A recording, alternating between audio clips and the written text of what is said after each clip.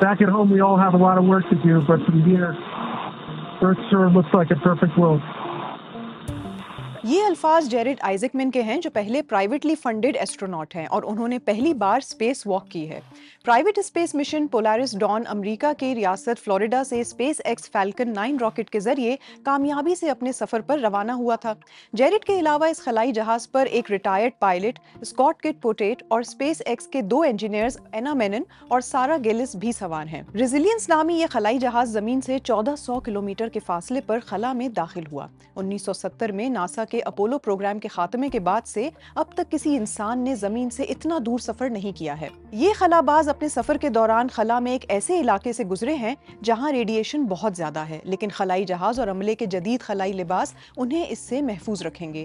یہ space x کے intra ویہیکولر activity یعنی IVA سوٹ کا بہتر ورژن ہے۔ اس خلائی جہاز کو ویکیوم کو برداشت کرنے کے لیے تیار کیا گیا ہے اور نائٹروجن اور آکسیجن کے اضافی ٹینک نصب کیے گئے ہیں۔ اگرچہ صرف 2 ہی خلا باز جہاز سے باہر نکلے ہیں، لیکن 4 خلا بازوں نے AVA سوٹ پہنا ہوا ہے۔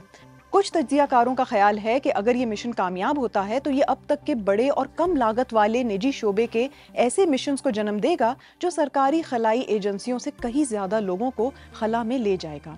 کچھ لوگوں کے لیے ارب پتیوں کی خلا میں جانے کے لیے بڑی رقم کی ادائیگی اچھی بات نہیں ہے، اور ایسے مشن کے بارے میں سوالات اٹھتے ہیں جس میں سفر کی ادائیگی کرنے والا شخص کمانڈر بھی ہوتا ہے۔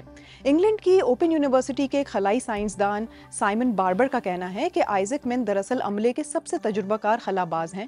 وہ واحد شخص ہیں جو اس سے پہلے خلا میں جا چکے ہیں۔ وہ اسپیس ایکس کے ساتھ ایک دوسرے نجی فنڈڈ مشن پر خلا میں گئے تھے، جہاں انہوں نے کمانڈر کے طور پر بھی خدمات انجام دی تھیں۔ مشن کے تناظر میں وہ بہتر انتخاب ہیں۔